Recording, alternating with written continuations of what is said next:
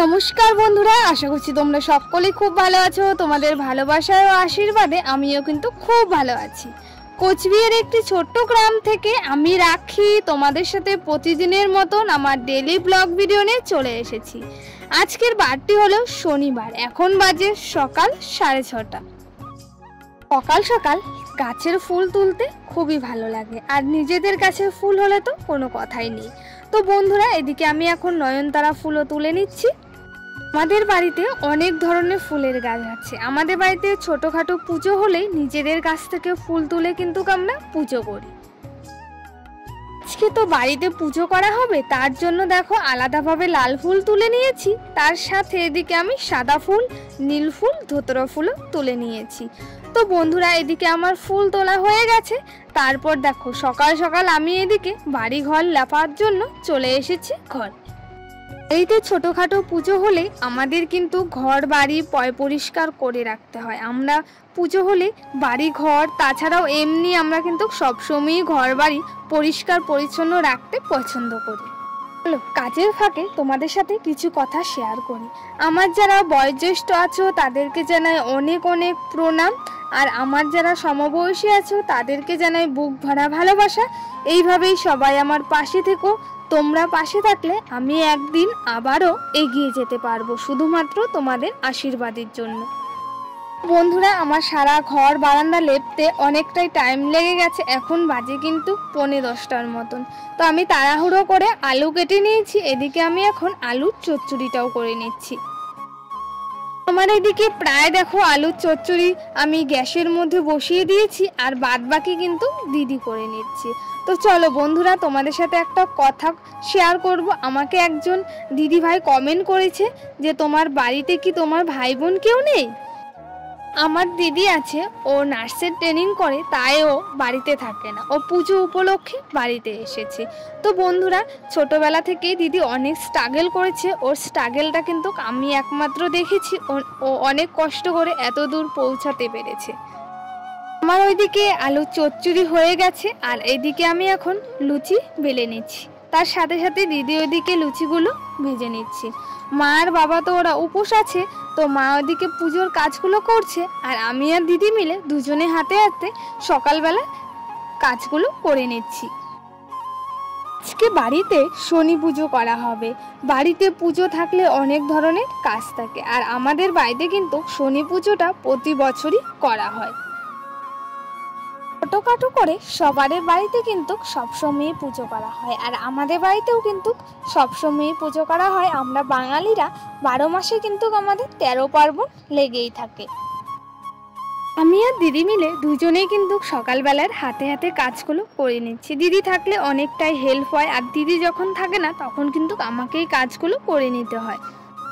তারপর কিন্তু মাও চলে এসেছে, মাও এদিকে হেল্প করে নিচ্ছে। মা আর বাবা তো উপোস আছে, তো আমি, দিদি, ভাইস্তা আর জেঠু আছে, সবাই মিলে কিন্তু আমরা এদিকে খাওয়া দাওয়া করে নেবো। আর আমি এদিকে এখন লুচি আর আলু চচ্চড়িটা বেড়ে নিচ্ছি। খাওয়া দাওয়া করে অনেকক্ষণ বাদে তোমাদের সামনে চলে এসেছি। এখন বাজে কিন্তু 1:30টার কাছাকাছি। আরও যে বাকি কাজগুলো ছিল সেগুলো কিন্তু করে নিয়েছি। তারপর এদিকে দেখো আমি ঠাকুরের বাসনপত্র মেজে নিচ্ছি। মা পুজোর বাসনপত্র মেজেছে, আর আমাদের যে ঘরের ঠাকুরের বাসনপত্র আছে সবগুলো কিন্তু আমি এদিকে মেজে নিচ্ছি। আমি না মাঝে 2 দিন তোমাদের সাথে ভিডিওটা আপলোড করতে পারিনি। আমার শরীরটা খুবই খারাপ ছিল, তার জন্য আমার ভিডিওটা আপলোড করতে অনেকটাই লেট হচ্ছে।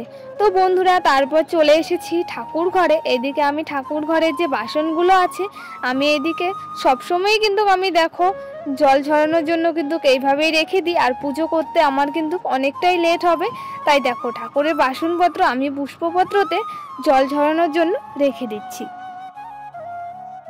এখন বাজে প্রায় ধরো বন্ধুরা 2টোর কাছাকাছি। তো এইমাত্র আমি স্নান করে চলে এসেছি। এখন আমি ঠাকুরদেরকে স্নান করিয়ে দিচ্ছি। আমার এদিকে পুজো কিন্তু প্রায় কমপ্লিট হয়ে গেছে। কমপ্লিট করে নিয়ে তারপর সকালবেলা বাবা খই এনেছে, সেই খইগুলো আমি এখন বেছে নিচ্ছি। সকাল থেকে কিন্তু আমাদের অনেক কাজ থাকে, সব কিন্তু আমরা একে একে করে নিচ্ছি। হাতে হাতে যদি কাজগুলো করা যায় তাহলে কিন্তু অনেকটাই হেল্প হয়। ওই বাঁচতেও কিন্তু অনেকটাই টাইম লাগে। তো আমি এখানে 2 প্লাস্টিক খই নিয়েছি, সেগুলো বেছে নিচ্ছি। তার সাথে সাথে এদিকে আমাদের ঠাকুরমশাই চলে এসেছে, আমি এদিকে এখন রেডি হয়ে পড়েছি। আর দিদি কিন্তু দুপুরবেলা রান্নাগুলো করে নিচ্ছে, আর আমি এদিকে যে ঠাকুরের কাজগুলো আছে সেগুলো করে নিয়েছি। বন্ধুরা দেখো, আমাদের বলতে বলতে কিন্তু ঠাকুরমশাই চলে এসেছে। ঠাকুরমশাই এদিকে পুজো বসে পড়েছে, আর মা এদিকে পুজোর সব জোগাড় করে দিচ্ছে। বাড়িতে ছোটোখাটো পুজো হলেই কিন্তু একটা অন্যরকম লাগে, খুবই ভালো লাগে। আর প্রতি বছরই কিন্তু আমাদের এই সময় পুজো করা হয়, জ্যৈষ্ঠ মাসে কিন্তু আমাদের শনিদেবের পুজো করা হয়। তো দিদি রান্নাবান্না করে এইমাত্র ফ্রেশ হয়ে চলে এসেছে। আর দেখো, 2টো ভাইস্তা আর ভাস্তিও কিন্তু চলে এসেছে আমাদের বাড়িতে। তো বন্ধুরা এদিকে দেখো, পুজো কিন্তু আমাদের শুরু হয়ে গেছে।